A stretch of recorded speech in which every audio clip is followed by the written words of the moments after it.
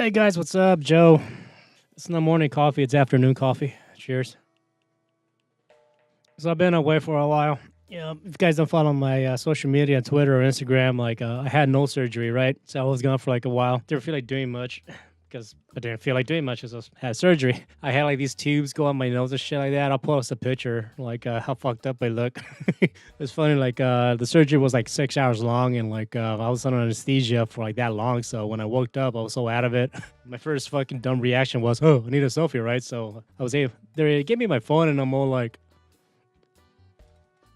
fumbling, trying to like get my phone right, and I took a picture. Man, I look so terrible.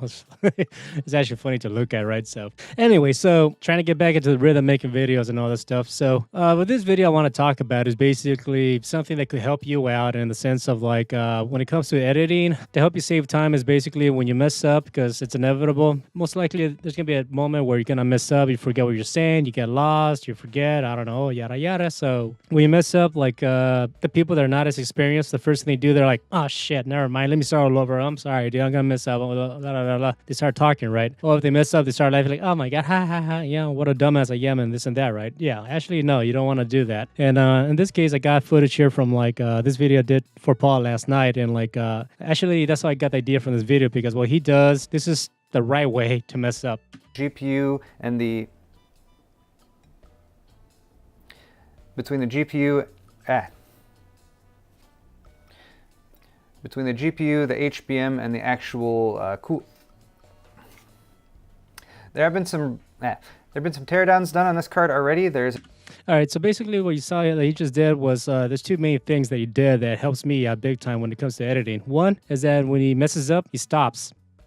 And that's very important. It's when you mess up, if you're the one that's speaking or if you are working with someone that is in front of the camera, let them know to do this. When they make a mistake, let them know, or you don't be like, ah, crap, let me start all over. I'm sorry, I'm not going to do that. That's not the right way to mess up. The reason is because I'm at a point now where when I edit, I use the audio waveforms big time to help me have a visual area where the edit needs to be at, right? By him stopping and being quiet, I know that he made a mistake, and that pause, it helps me to know that there's going to be an edit in that area, right? Another thing that he does that helps me out is when he's talking and he makes a mistake, or if he forgets what he's saying, or if he has to rephrase things, is this. GPU and the... Okay, so what he did right there is basically he froze. Not only did he stop talking, he also froze his position. That helps big time. The reason why that helps is because if I need to make a cut, then since he's not moving around as much, if I was to make a cut, the jump cut won't be as bad because he's still in the same position, so the transition will be almost seamless, right? Because it's not as obvious that he was like, oh my god, I'm sorry, I fucked up. He's starting in a different position. He starts again where he left off, right? So from this position to this position, it's very similar, so it helps out. And another thing that helps out is basically where you start again from. So obviously I know in this area is here, I need to cut this section out because he stops a lot. So pretty much I can save time by skipping all this, and I can go over to this area pretty much, because you can see there's a lot of audio waves here. So pretty much, obviously this is the part I'm gonna keep, right? So I can skip this section right here. If I go over here, there have been some teardowns done on this card already. There have been some teardowns done on this card already. There's been some teardowns over them. There has been some disassembly already. All right, so pretty much as you can see here, let me increase this guide just so you can see better what's going on. This little pause right here is very similar to here, right? So there's a section where it's like, so this is the next part of the sentence. So if you're making a mistake and you take a breather, right? So continuing with my speech, yada yada. Oh wait, I made a mistake. So continue with my speech, certain words like that do help to comment in a sentence, right? So yeah, if you need to start all over with your sentence, instead of starting in the middle of the sentence, right? It's obviously better to start with transitional words or something like that, right? So say if I was speaking to you right now and then I forget what I'm saying, then I just start from there and continue speaking, right? Because it's a lot easier to have certain words or certain phrases, or say so let's continue. Emotional sounds do help as well, right? So in this case, Paul does that. Over them. There has been some disassembly already.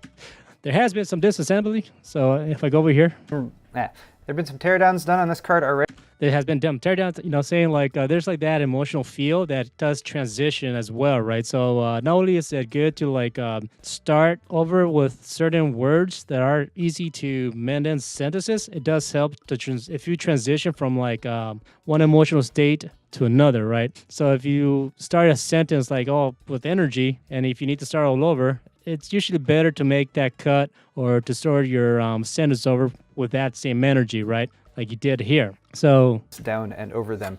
There has been some disassembly. So in this case, I'm gonna make a cut here. There has been some disassembly. All right, and so I'm gonna go. There've been some teardowns done. Also because he does that brick, that helps have a little pause, so you have a visual idea where to make the cut, and then you continue speaking with that same emotional energy. So I'm able to make my cut there, and because I use macros, I'm gonna use my macro here. And over them. There've been some teardowns done. Yeah, the macro I use is basically I did a trim edit, I selected the edit, and then I added a default transition. So instead of me doing all this shit, manually, I just pushed a macro on my mouse that I use, my Rock'n'Eth, and it did it for me. So now I have to go back. Is down and over them. Over them. Down and over them. There've been some teardowns done on this card already. And there you go. So like that's pretty much something that saves me a lot of time. It helps me to edit faster, right? Because using visual cues like the audio waveforms, it does help a lot to like edit, to save you time. That way you know where like he stops and where you need to make the cut, right? Use this to help you out big time. All right, so another note before I end. For the most part, I think like by default, this is what you see when you start to edit, right? You see like your very thin little clips and all that. So if you like move your cursor over here, you get this icon change. You can tear that down. Same thing with this. You can move this up, and then like you can start editing like that. However, what I've done is with my numpad key, I was able to select track height presets, right? So what that means is basically I'm gonna maximize this. You can actually say if you like, all right, this is how you like to edit. Go to the wrench here. Go to save preset. I delete this part. I'll save this section. I go to number 3.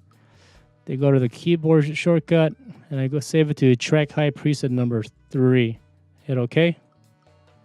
So now if I go to my keyboard, it says right there track height preset number 3. So if I have, if you start out with this, and I want to go back to like that very large, like scaled up video and audio track height, I could just hit number 3 in my numpad key. And like I can start editing like that, right? That way I don't have to like mess around with it, using the cursor here to increase the height of this stuff. So yeah, it helps me out big time, like I said, I have different heights for different things for like adding B-roll or editing the main A-roll in audio, or if I want to add music or sound effects, I have different layers for all that. So anyways, that's it for this video. So yeah, I hope it helps, right? Like I said, I am trying to like keep the ball rolling, make more videos. I want to keep them short and nice and all this stuff. So yeah, definitely subscribe, hit like and all this stuff, and like read the descriptions if you want to help me out and all this stuff. I do appreciate it. Follow me on Twitter and Instagram and all the good stuff, right? So all right, that's all I got for you. Take care and peace.